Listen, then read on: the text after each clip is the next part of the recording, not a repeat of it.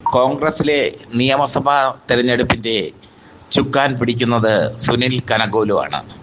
തെരഞ്ഞെടുപ്പ് തന്ത്രജ്ഞനായ സുനിൽ കനകോലു ഗ്രൂപ്പിന് അതീതമായി കോൺഗ്രസ് നേതാക്കളെ ഒത്ത് ഇണക്കിക്കൊണ്ടു പോകാനുള്ള പരിശ്രമത്തിലാണ്. ഗ്രൂപ്പിസം വന്നാൽ കോൺഗ്രസിന് വീണ്ടും അധികാരം കിട്ടാക്കനിയായി മാറുമെന്ന് സുനിൽ കനകോലുവിൻ്റെ റിപ്പോർട്ടിൽ ഉണ്ട്. സുനിൽ കനകോലു പല തന്ത്രങ്ങളും പയറ്റുന്നുണ്ട്. ജയസാധ്യതയുള്ള 30 സീറ്റുകൾ തിരഞ്ഞെടുത്ത് ആ 30 സീറ്റുകളിൽ സ്ഥാനാർത്ഥികളെ നിർണയിച്ച് മുന്നോട്ട് പോവുകയാണ് സുനിൽ കനകോലു. അതിനിടയിൽ അദ്ദേഹം മറ്റൊരു വമ്പൻ നീക്കം കൂടി നടത്തിയിരിക്കുന്നു. എംപിമാർ മത്സരിക്കേണ്ട, ലോക്സഭയിലെ എംപിമാർ മത്സരിക്കേണ്ട എന്നായിരുന്നു ഹൈക്കമാൻഡിൻ്റെ നിലപാട്. അതനുസരിച്ച് എംപിമാരെല്ലാം നിരാശരായിരുന്നു.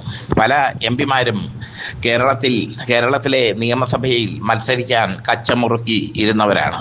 എന്നാൽ അത് നടക്കില്ല എന്ന് ഹൈക്കമാൻഡ് കർശനമായി പറഞ്ഞിരുന്നു. എന്നാൽ 4 എംപിമാർക്ക് ഇളവ് കൊടുത്തുകൊണ്ട് വിപ്ലവം സൃഷ്ടിച്ചിരിക്കുകയാണ് സുനിൽ കനകോലു. ഈ 4 എംപിമാർ മത്സരിക്കുന്നതിലൂടെ സംസ്ഥാനത്തുടനീളം അതിൻ്റെ ഓളം നിലനിൽക്കുമെന്ന് കനകോലു കരുതുന്നു, കനകോലു വിശ്വസിക്കുന്നു, കനകോലുവിൻ്റെ സർവേയിൽ തെളിയുന്നു. ഇനി ആ 4 എംപിമാർ ആരാണെന്ന് നമുക്ക് നോക്കാം. കെ സുധാകരനാണ് ഏറ്റവും തലമുതിർന്ന MP. അദ്ദേഹം കണ്ണൂർ നിയോജക മണ്ഡലത്തിൽ മത്സരിക്കും. കണ്ണൂരിൽ ഇത്തവണ കടന്നപ്പള്ളി രാമചന്ദ്രൻ മത്സരിക്കുന്നില്ല. പകരം CPMലെ ഷാജറാണ്, യുവനേതാവായ ഷാജറാണ് മത്സരിക്കുന്നത്. കടന്നപ്പള്ളി രാമചന്ദ്രൻ മത്സരത്തിൽ നിന്ന് പിൻവാങ്ങുമ്പോൾ കണ്ണൂർ സുധാകരന് കീഴടക്കാൻ എളുപ്പമാകുമെന്ന് സുനിൽ കനകോലു വിലയിരുത്തുന്നു. മാത്രമല്ല, സുധാകരൻ മത്സരിക്കുന്നതിൻ്റെ ആവേശം കണ്ണൂർ ജില്ലയിൽ ഉടനീളം നിർത്തുവാൻ കഴിയുമെന്നും സുനിൽ കനകോലുവിൻ്റെ റിപ്പോർട്ടിൽ പറയുന്നു. ഷാഫി പറമ്പിലാണ് മറ്റൊരു MP. ഷാഫി പറമ്പിൽ ഇത്തവണ മത്സരിക്കുന്നത് ധർമ്മടം അല്ലെങ്കിൽ തലശ്ശേരി. ഈ 2 മണ്ഡലങ്ങളാണ് ഷാഫി പറമ്പിലിന് ഓപ്ഷനായി കൊടുത്തിട്ടുള്ളത്. ധർമ്മടത്ത് ഷാഫി പറമ്പിൽ മത്സരിക്കാനുള്ള സന്നദ്ധത അറിയിച്ചിട്ടുണ്ട്.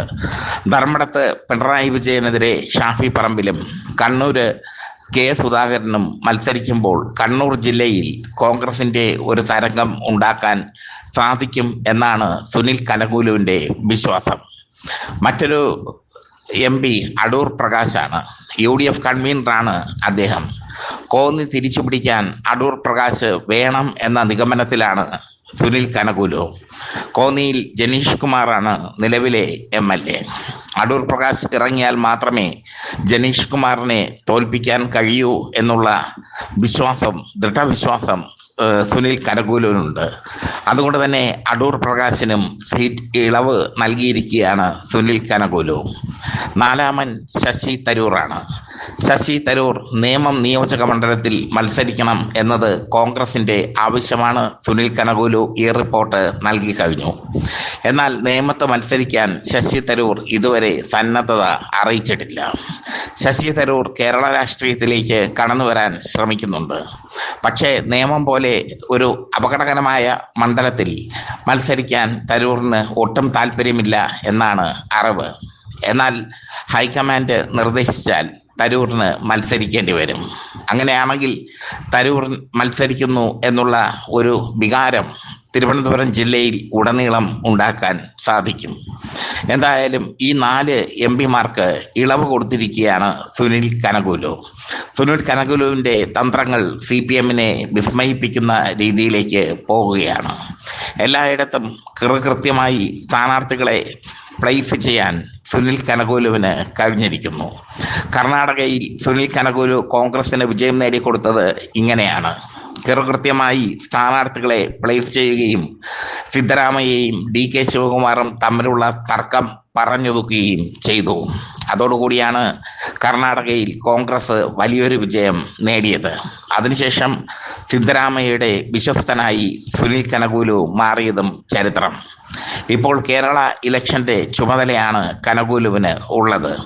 കർണാടക പോലെയല്ല കേരളം. കർണാടകയിൽ DK ശിവകുമാറും സിദ്ധരാമയ്യയും മാത്രം തമ്മിലാണ് യുദ്ധമെങ്കിൽ കേരളത്തിൽ അന്യോന്യം അസ്ത്രം തൊടുത്തു നിൽക്കുന്ന നേതാക്കളെയാകും കാണാൻ കഴിയുക. അവരെ ഒരുമിച്ച് കൊണ്ടുപോവുക എന്നുള്ളത് ഹെർക്കുലിയൻ ടാസ്ക്കാണ്. എന്തായാലും 4 MP-മാർ കെ സുധാകരൻ കണ്ണൂരും, അടൂർ പ്രകാശ് കോന്നിയിലും, ഷാഫി പറമ്പിൽ ധർമ്മടത്തും, ശശി തരൂർ നേമത്തും മത്സരിക്കണമെന്ന് സുനിൽ കനകുലു റിപ്പോർട്ട് നൽകി കഴിഞ്ഞു.